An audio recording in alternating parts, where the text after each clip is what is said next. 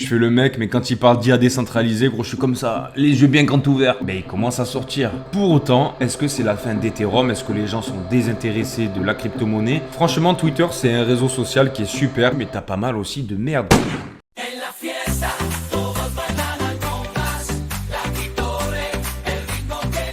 Salut à toi mon pote, comment vas-tu? Ici Jérémy de la Crypto Brève. On va faire un petit crypto daily pour balayer un petit peu les news de la crypto-monnaie aujourd'hui. Donc on va aller balayer les actualités autour de la crypto-monnaie et notamment les ETF Ethereum qui représentent quand même un enjeu important au sein de la cryptosphère. Je te l'accorde, on a une map crypto qui est plutôt capricieuse, donc on va aller voir ça ensemble. Allez, c'est parti!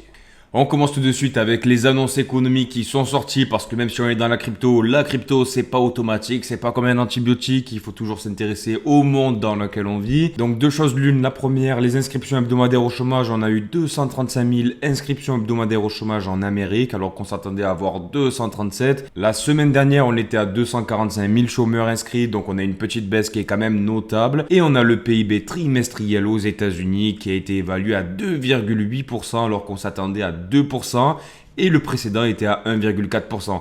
Donc ça, c'est un résultat qui est vraiment très encourageant pour l'économie américaine. En revanche, c'est aussi un résultat qui laisse perplexe vis-à-vis de la baisse des taux et de l'assouplissement de l'économie américaine. Pour les marchés tradis et nos bonnes vieilles cryptos, ce qu'on adorerait, c'est que Jérôme Powell décide de baisser les taux d'intérêt. Donc forcément, on va suivre ça de près. On a parlé d'un mois de septembre qui pourrait être hyper favorable pour la bourse et les cryptos. Donc on gardera un œil dessus et on va attendre les nouvelles de notre bon vieux Jérôme Powell. Ensuite, comme tu le sais, le fonds d'investissement Grayscale est au cœur des débats, au cœur de la houle avec les ETF Ethereum. D'ailleurs, on va en parler en fin de vidéo. Mais comme tu peux le voir sur X, ils parlent à fond de crypto-monnaie. Quand je regarde leur page Twitter, j'ai l'impression de voir la page d'un influenceur crypto. C'est un truc de fou parce que chaque heure, ils partagent des informations sur le BTC, sur l'IA décentralisée, sur AVAX, sur XRP. Ils font la promotion du fonds d'investissement qui vient de sortir, qui est GDLC, dans lequel vous êtes exposé à 5 crypto-monnaies qui sont BTC, ETH, Solana, XRP et AVAX. Ils nous font des articles sur l'IA décentralisée, ils chill nos bagues, ils parlent de Massa, ils parlent de Akash Network, de Render, enfin c'est un truc de fou, c'est vraiment devenu des influenceurs les mecs. Donc c'est plutôt marrant de voir ce petit changement de paradigme où les plus grands fonds d'investissement comme Grayscale, BlackRock et tous ces plus grands là, ils étaient contre le Bitcoin et la crypto et maintenant ça devient des influenceurs. À la limite, ils me saoulent, tu vois, genre je fais que les voir sur mon fil d'actualité, frérot, limite ils me gavent. Je fais le mec, mais quand il parle d'IA décentralisée, gros, je suis comme ça, les yeux bien grands ouverts. Ensuite, mon gros, on va revenir sur Grayscale et les Ethereum après, ne t'inquiète pas, mais là j'ai une super nouvelle à t'annoncer.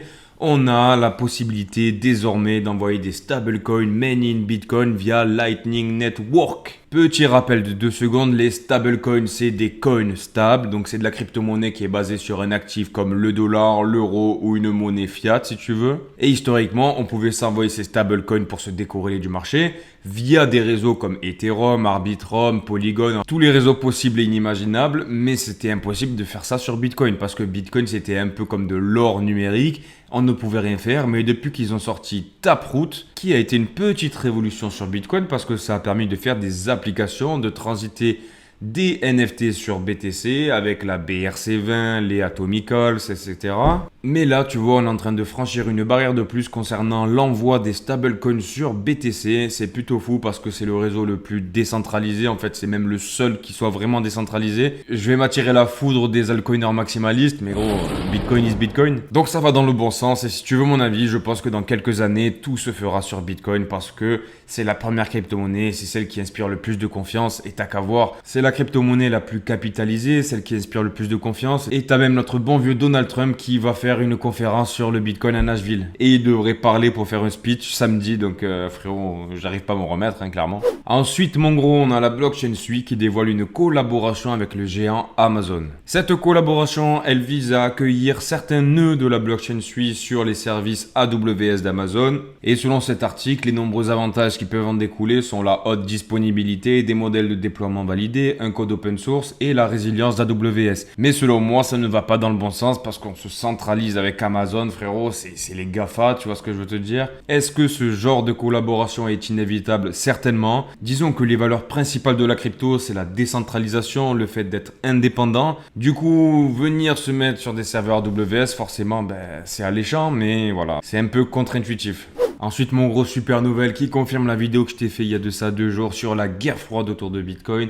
On a BTC dans les réserves de la Banque centrale des États-Unis. Un projet de loi serait en préparation du côté républicain. Oh là là là là, ils sont malins les coquinots. D'après les sources proches de Donald Trump qui souhaite rester anonyme, il s'agirait de forcer la Fed à conserver une partie de ses actifs en Bitcoin en tant que réserve stratégique. Le mot est lancé, bam, tampon de main mon frérot. Notre bon vieux Donald McDonald Trump nous fait une conférence de Bitcoin à Nashville samedi.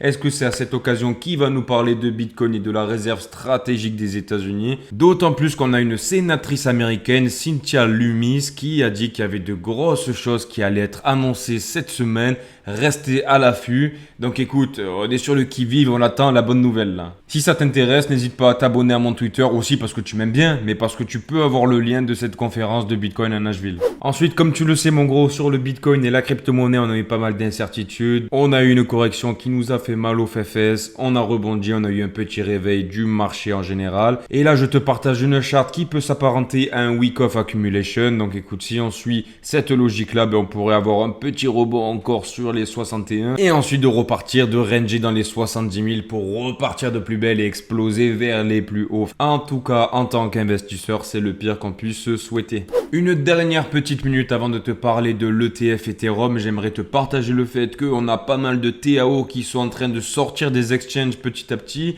C'est un bon signe parce que quand les gens sortent de la crypto des exchanges, c'est qu'ils ont de la croyance et qu'ils ont envie de holder pour le futur. Ensuite, deuxième chose, on a les tokens SMT qui, ça y est, vont diminuer d'un tiers parce qu'il y a eu un vote de gouvernance qui a été effectué. Le peuple a parlé, on va brûler un tiers de la supply, c'est magnifique. On a Papy Grincheux sous opioïdes qui a ressuscité et qui a annoncé que les États-Unis ne sont en guerre nulle part dans le monde. J'ai pas besoin de répondre frérot, malade mental. La blockchain base qui a atteint un sommet historique en termes de nombre d'adresses actives quotidiennement et dépasse même Arbitrum. Kamala Harris qui a dit que le Bitcoin était fait pour les criminels. Elle est plutôt jolie, ça change de Joe Biden, mais frérot, elle est complètement à côté de la plaque. Donc pour rappel, qu'est-ce qui se passe autour du dump de Grayscale? Si t'as pas vu mes dernières vidéos, grosso modo, je te fais un petit rappel de 2 secondes. Grayscale avait un trust qui comprenait de l'Ethereum dans lequel tu pouvais investir avant que les ETF spot soient commercialisés finalement. Sauf que ce bon vieux trust des familles sur lequel tu pouvais acheter de l'Ethereum indirectement, il y avait 2,5% de frais. À la sortie des ETF spot Ethereum, on a plein de fonds d'actifs qui ont annoncé pouvoir accueillir et héberger de l'Ethereum en échange de carrément 0% de frais. On a du 0,2, on a des trucs qui sont complètement ridicules à côté de 2,5. Donc forcément, qu'est-ce qu'ont fait les gens qui étaient sur Grayscale et qui avaient des frais exorbitants de 2,5? Ils commencent à sortir. Et donc c'est pour ça, je te l'avais dit il y a quelques jours de ça, j'avais dit l'ETF Ethereum c'est super bien à moyen terme et à long terme, mais attention, doucement cowboy, doucement en besogne, les mecs vont certainement sortir. On parle de quasiment 10 000 Ethereum qui sont à 2,5% de fees alors qu'on peut en avoir 0 à côté. Donc forcément, c'est plus intéressant de sortir de Grayscale et de partir ailleurs. Sauf que qui dit vente sur ce trust de Grayscale, forcément ça fait une force baissière sur le cours de l'Ethereum et ça se ressent sur le prix. Pour autant, est-ce que c'est la fin d'Ethereum? Est-ce que les gens sont désintéressés de la crypto-monnaie? Frérot, honnêtement, j'ai envie de te dire, c'est juste tout le contraire. Parce que ce trust de Grayscale là que tu vois ici qui est en train de se vider, l'avant-dernière colonne là, avant la sortie des ETF spot Ethereum, est-ce qu'il était fermé? Est-ce que les gens ne pouvaient pas vendre leur Ethereum? Est-ce qu'il y avait une porte blindée qui t'empêchait de vendre tes Ethereum et récupérer de la moula? Bien sûr que non. Donc les gens qui sont en train de vendre maintenant, c'est parce qu'ils ont la possibilité d'aller ailleurs à des taux plus intéressants. S'il y avait eu un désintérêt de la crypto et de l'Ethereum, ils seraient sortis bien avant, tu vois, ils seraient sortis il y a quelques semaines. Pourquoi est-ce qu'ils sortent à cette date bien précise et qu'on voit des chandelles rouges? Parce que les mecs en aura le bol de payer des frais de transaction qui sont exorbitants. Ils veulent juste aller sur un fonds d'investissement qui a des fees bien moins chers et ça se comprend. Franchement, Twitter, c'est un réseau social qui est super parce que tu as de la liberté, il y a pas mal de choses très intéressantes qui sont dessus, mais tu as pas mal aussi de merde parce que les gens, ils te disent voilà, regardez la bougie rouge, l'ETF Ethereum c'est un flop, etc. Mais les gars, putain, c'est hyper logique. Il n'y avait pas de sortie de trust avant le lancement de l'ETF. Donc ces sorties de Grayscale qui nous font baisser le prix actuellement, c'est que les détenteurs veulent avoir de l'ETH avec moins de frais. Mais ils vont rentrer un moment ou un autre. Parce que de mon côté, je trouve que ça se passe pour le mieux. Tu vois ce que tu vois en rouge ici, qui se soustrait du coup à la somme des ETF Ethereum qui s'accumulent. Pour moi, ça viendrait plus s'additionner au lieu de se soustraire. Ils ont attendu ce moment-là pour aller ailleurs. Donc si on a 9000 Ethereum qui se vendent du trust de Grayscale, dis-toi bien qu'ils vont re-rentrer aussi. Donc ça va créer une force acheteuse de malade. À court terme, je vous l'avais dit, il risque d'y avoir des mouvements. Forcément, on est en train de les voir. Mais dans tous les cas, on est croyant, on reste bien assis, les baloches sur la chaise. Bam! Ce Crypto Daily est déjà terminé pour aujourd'hui. N'oublie pas que je reviens demain à 5h du matin. Donc n'hésite pas à t'abonner, à laisser un like, un commentaire. Tu connais la chanson. C'est important pour l'algorithme YouTube et le référencement, mais aussi pour moi parce que ça me fait plaisir de vous lire et de vous répondre. Sur ce, bonne journée à toi. Je te souhaite un bon vendredi soir et un bon week-end. Bisous, ciao, ciao. Bam!